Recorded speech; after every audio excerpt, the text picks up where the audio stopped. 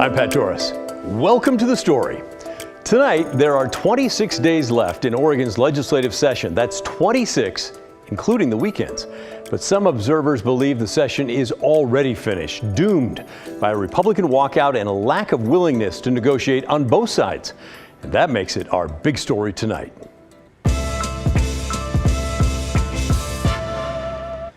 I think a lot of people have a kind of a hazy idea of what the legislature does.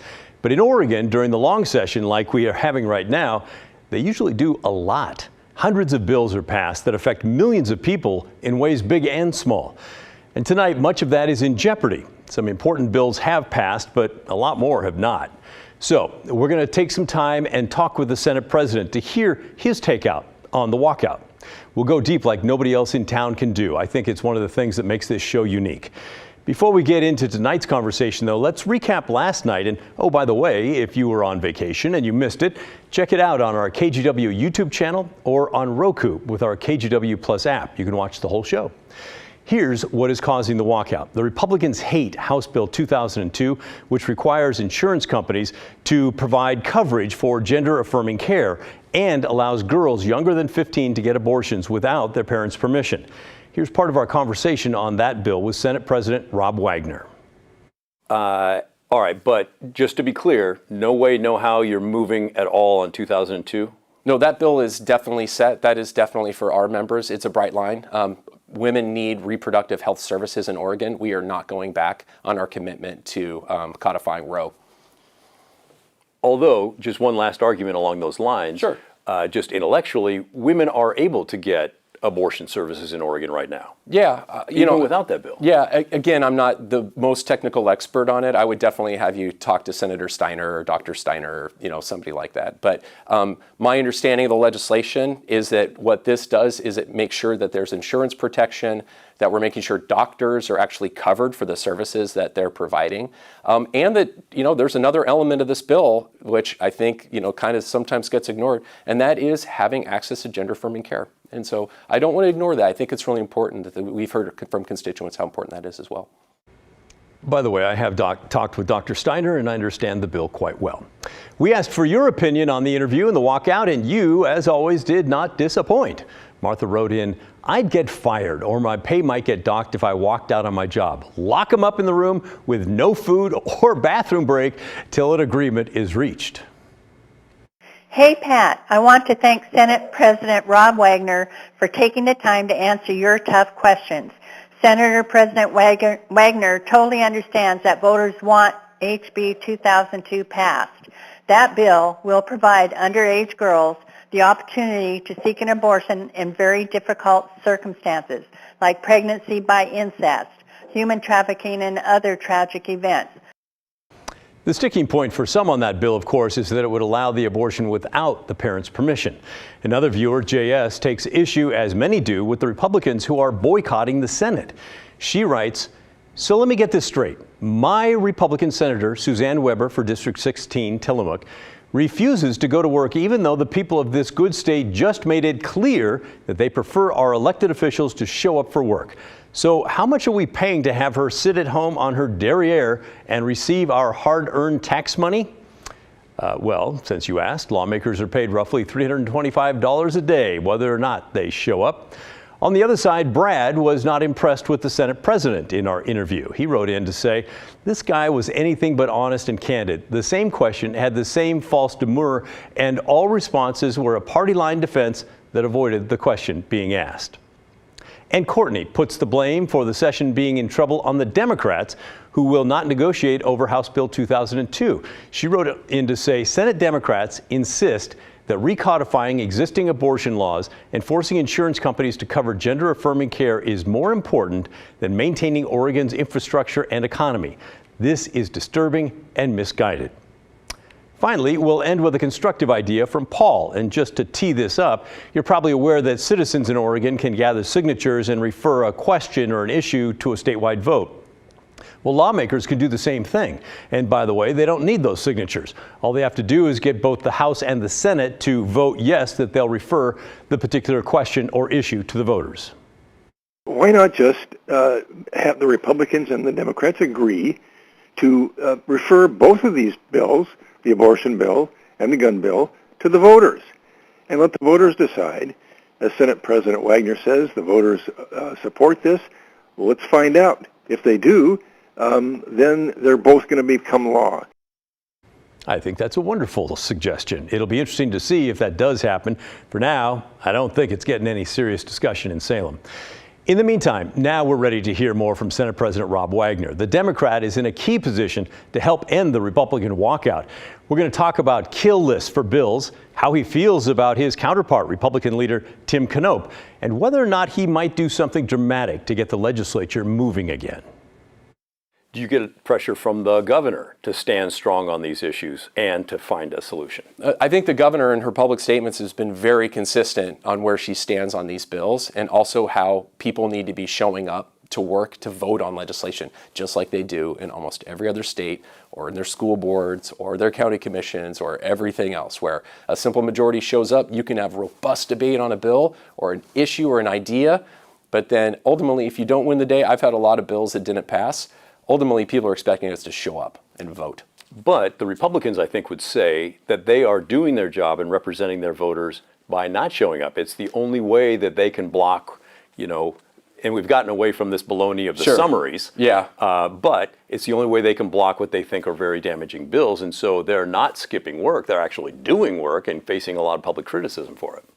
Well, I think you just nailed it. I mean, there's a lot of public criticism because I think the people are very concerned about whether or not you can have a small minority of elected officials determine the entire legislative agenda for the state of Oregon for the majority. And that's what a democracy is, and that's all we're asking people to do. Remember, it's not to say that we don't want to have people voting no.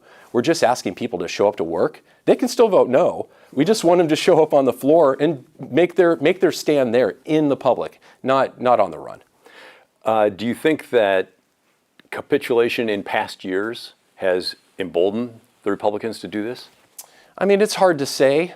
It's sort of like, not that they're terrorists, Yeah, but the big, yeah. If you deal with terrorists, you get more terrorism. And Yeah. we've seen there's been compromise with the walkouts in the past, and here comes more walkouts. Yeah, I mean, I understand the need for people to have fervent disagreement on issues that impact their communities. I fully understand that. But I'm just talking about the mechanism. Yeah. Has it been a mistake in past years, and has that encouraged what's going on right now? Well, I will say this, and that is that when we've looked at the past, there has been a kill list. You wanted straight up answers? I'm going to give you one. There has been kill lists.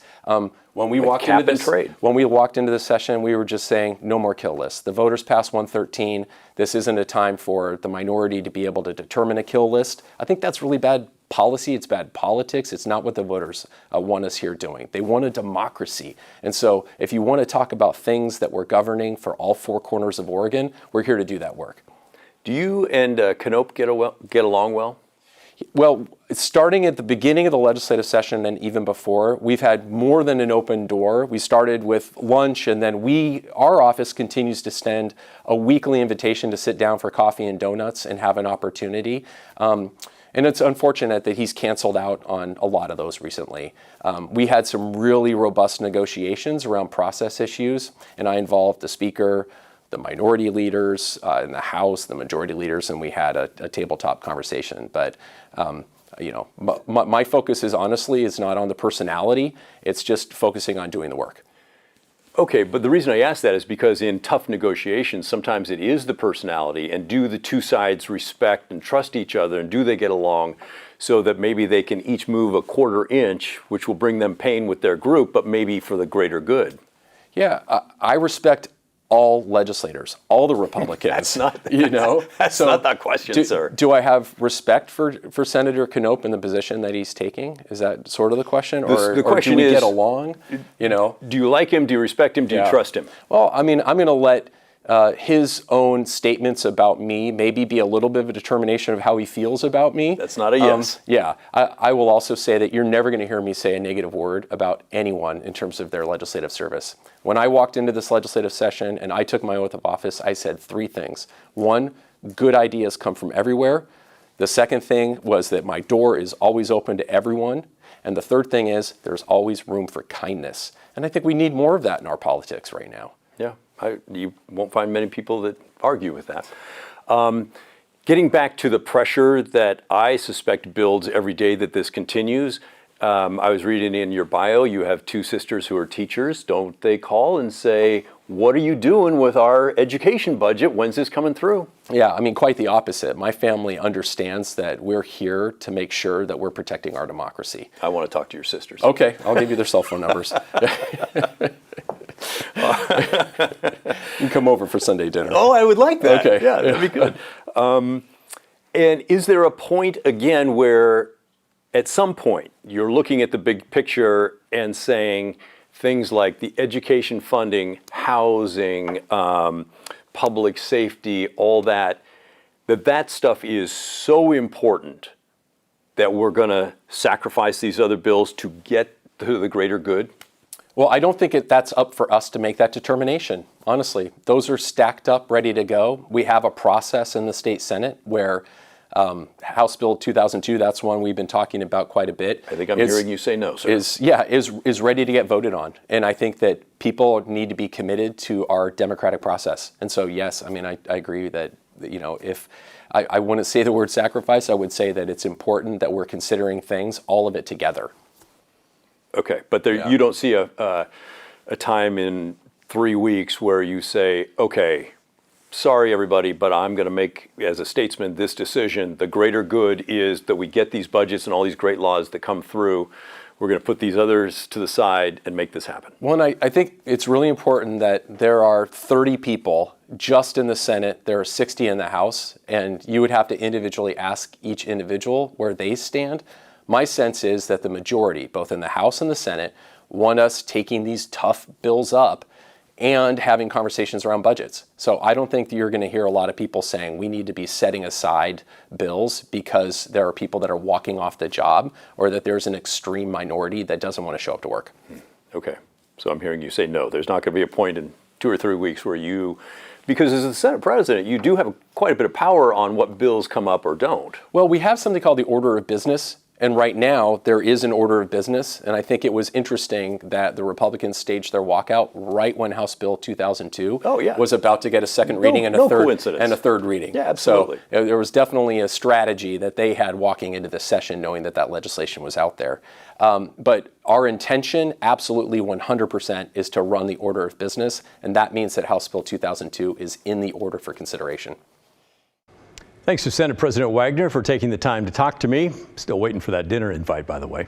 I wanted to share that part of our conversation because I think it is important for you to get a sense of where he's coming from. There are a lot of people in our state impacted by the Senate boycott, hundreds of thousands, maybe more. And he is in a key position to figure out a way through this. I asked the Republicans, by the way, for a similar interview, and they said no and thank you. So, okay, what's your take on this? Did the Senate President say anything that surprised you or impressed you or changed your mind? Let me know, will you? The email is thestory@kgw.com or call and leave a voicemail, 503-226-5090.